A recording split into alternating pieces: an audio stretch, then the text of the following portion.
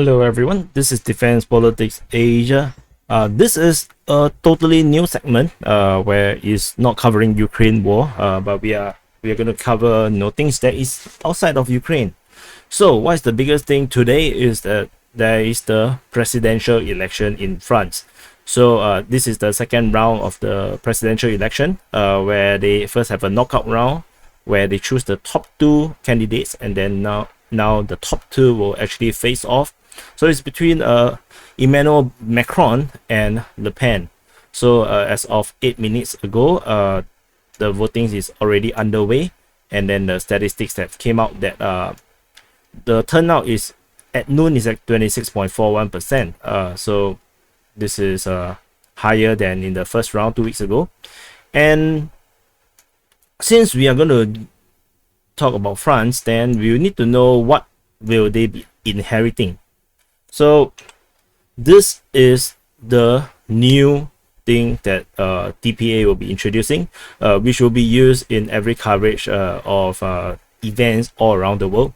This is the Defense Politics Asia Country Stability Index, or you can short form as DPA CSI. So this CSI is a guide to the situation in the country, the stability of a country, and it covers multiple things. So I will do another video to introduce more about this country index and this country stability index. And I just want to cover quickly. So the headline today, of course, is the Emmanuel Macron versus Marine Le Pen in France presidential election second round. So as per just now I have reported, 26.41% is the turnout. So in the first round, the result is that 27.9% voted for Macron, and Le Pen is at 23.2%. So there's a lot of hype about Le Pen. However, when you actually look at the 2017 results, Macron actually got 24% and Le Pen actually got 21.3%. So in fact, the growth of the support for Macron actually have increased by actually 3.9%. Whereas for Le Pen is actually only 1.9%. So actually this is looking rather good for Macron rather than Le Pen. But of course, we do not know the people who have went out to vote for other candidates, will they actually support Macron, or will they all flung over to Le Pen? And then of course then we were going to have a geopolitical crisis on our hand, because Le Pen wants to quit NATO, although it's easier said than done, but that's at least what we are seeing. So to know overall picture what's happening in France, we'll take a look at all the different things. Security wise, France is extremely stable. There is no terrorism as per reported over the past year. Of course, they have no insurgency, they have no rebellion, they are not at war as well. So very stable. Security wise, France is actually pretty there. Politically wise, they do have a political deadlock. The National Assembly and the Senate is actually dominated by the two different parties. The National Assembly is actually dominated by Macron's party, whereas the Senate is actually by a different party. So as a result, they take a -5 damage in terms of the political stability wise. But it's generally still 15.20 is still pretty much good. Because there is no disputed election, like what happened in USA or some other countries where people do not believe in the election. So there is also isn't really a leadership crisis at this moment, since it's just election. So things are decent. There's no authoritarianism as well. So things are politically pretty decent in France. Very stable, stable democracy. Society-wise is not so good. It's only get a 10.20 because there's high crime in the society. According to statistics, the crime rate is at 51.99 in terms of a crime index over 100,000 population. This actually ranks France 44th highest crime in the world. So there is actually a crime problem in France. And of course, you probably will not miss the mass protest that is happening all around France over the past month.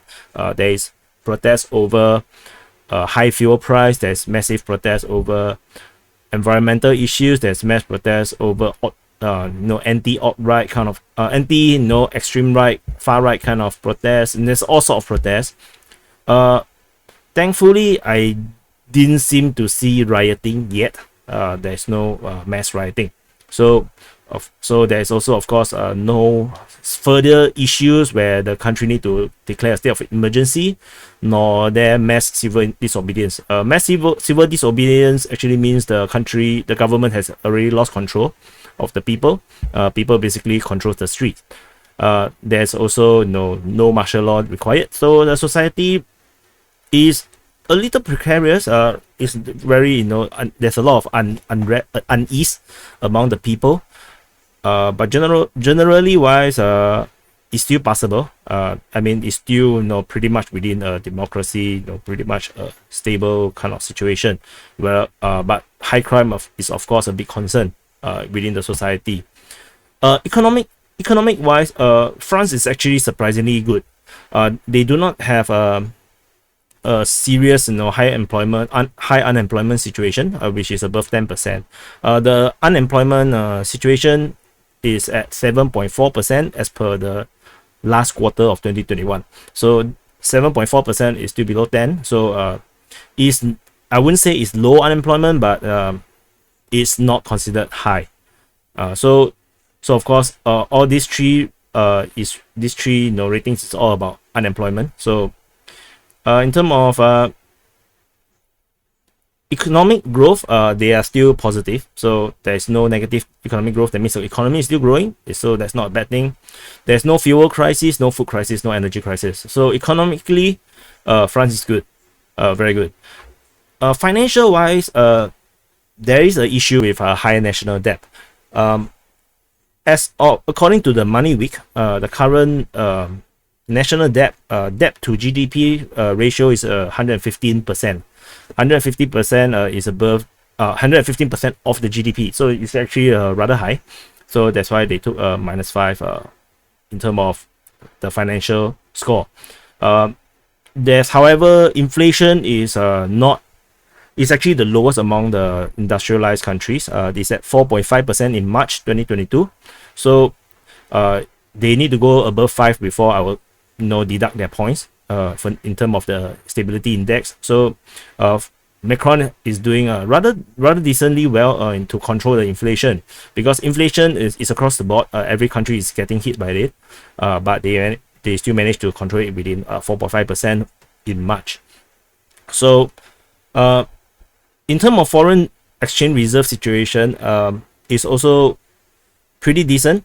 How to know it's low is that the moment the foreign reserve actually falls below 3 months of the total import, the value of total import for 3 months.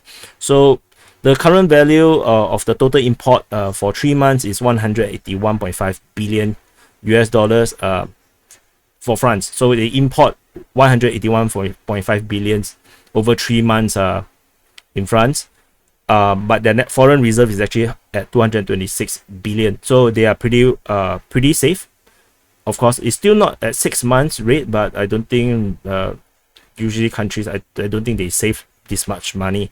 But 3 months is decent, it's good. They can raise money, if they are not enough. Gold reserve wise, France is among the countries that have no worries about gold reserves. They are at 37.919 metric tons per 1 million population. So that's actually very good. To be considered low, you have to be lower than 1 metric ton per 1 million. So financially wise, France is actually really very good. It's at 15/20. So there's only this 4 little small issues, and that gives them a stability index of 80. 80 is actually considered stable. So this France is very stable. So whoever inherit France actually have a very, very good platform to work on, as which for Macron it will be a very good platform for him to continue. So I think he has done a pretty good job so far in terms of in terms of the internal affairs of France. This of course does not relate anything about geopolitics. I will be introducing something else for geopolitical analysis, and that is not done yet. So stay tuned. So this is what we'll be seeing for future news update, so that we know that what is the implication of the headlines of the or the incidents on the country, and whether the country should we be worried about. So we will be talking about countries like Sri Lanka. How bad is Sri Lanka? Is it a country in crisis or is it a failed state? So curious, right? I also very curious. So I haven't done the research yet. So we'll do one by one. Do let me know in the comments below which country do you want to know about their CSI, their country stability index, and I think the one with the country which is the most mentioned, I think I will do it first. So thank you for watching, and may the best candidate win for the France election. Either one I think is good for the world, I guess, in different ways. So we shall see. Maybe I will report again when the election is over. Perhaps someone win and then there's a mass protest and then there's mass rioting, and then I will actually add another -5, and then you will start to become a country of concern. Okay, I will see you in the next update.